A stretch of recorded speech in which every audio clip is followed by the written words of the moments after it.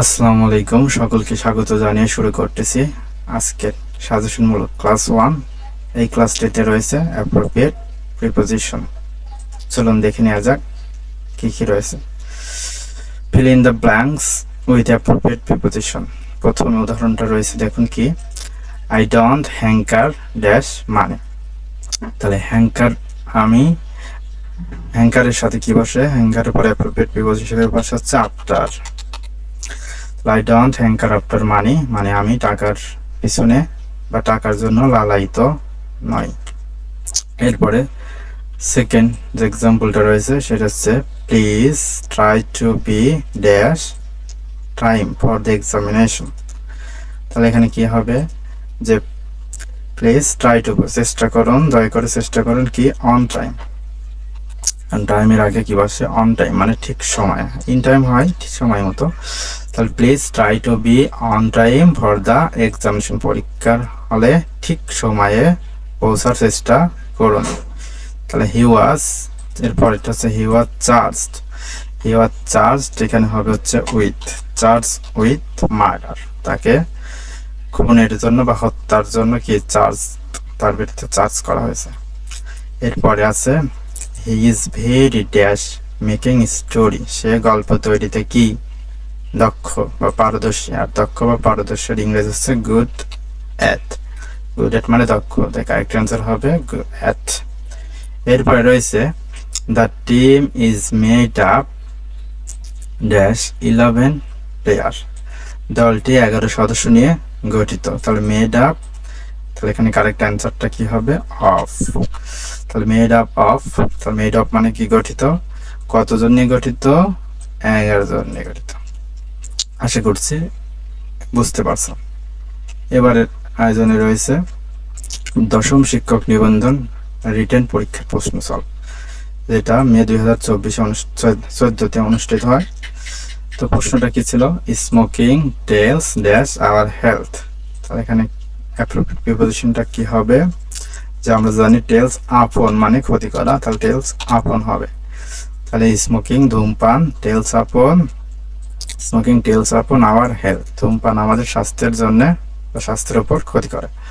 এরপরে রয়েছে he was absent dash in the class yesterday. তাহলে অ্যাবসেন্ট, এখানে প্রিপোজিশন কি হবে? অ্যাবসেন্ট, অ্যাবসেন্টের পরে হয় ফ্রম। তাহলে অ্যাবসেন্ট ফ্রম মানে অনুপস্থিত থাকা, তাই কারেক্ট অ্যান্সার ফ্রম। তাহলে he was absent from the class yesterday, সে গতকাল ক্লাসে অনুপস্থিত ছিল। এরপরে রয়েছে a heavy fine was inflicted dash him. তাহলে একটা বড় ধরনের জরিমানা করা হয়েছে তার উপর। তাহলে কি জরিমানা করা আছে? তাহলে ইনফ্লিক্টেড ওয়াজ হেভি ইনফ্লিক্টেড, এখানে অ্যান্সারটা হবে হচ্ছে অন। তাহলে heavy heavy fine was inflicted on him, তার উপরে একটা বড় ধরনের জরিমানা আরোপ করা হয়েছে। এরপরের প্রশ্ন we are subjected dash date.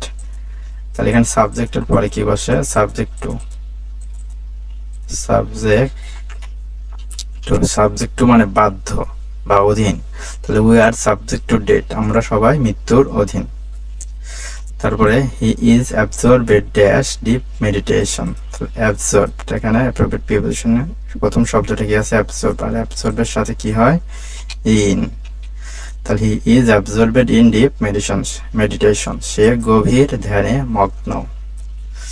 এরপরে চলুন দেখে নেওয়া যাক 13তম শিক্ষক নিবন্ধন রিটেনের পরীক্ষার যে প্রশ্ন এটা আসছে, সরি এটা মে না, এটা হবে ডিসেম্বর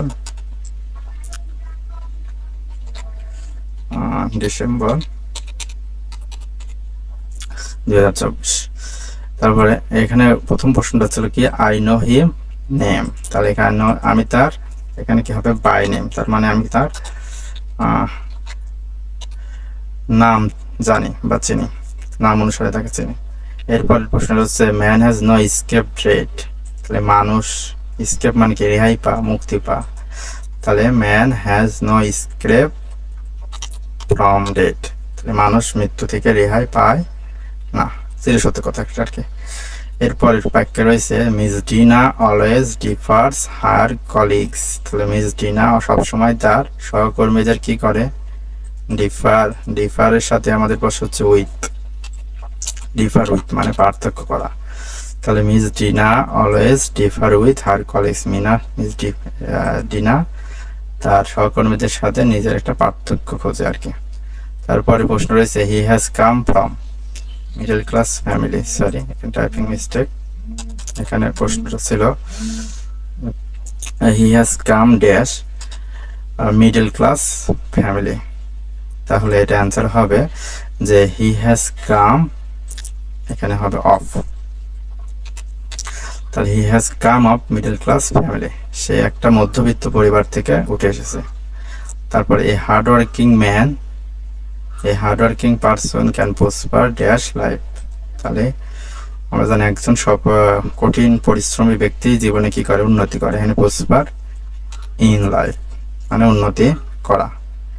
এখানে এই প্রসপার ইন লাইফটার এখানে আপনার আরো 2-3টা আসতে পারে, সেটা হচ্ছে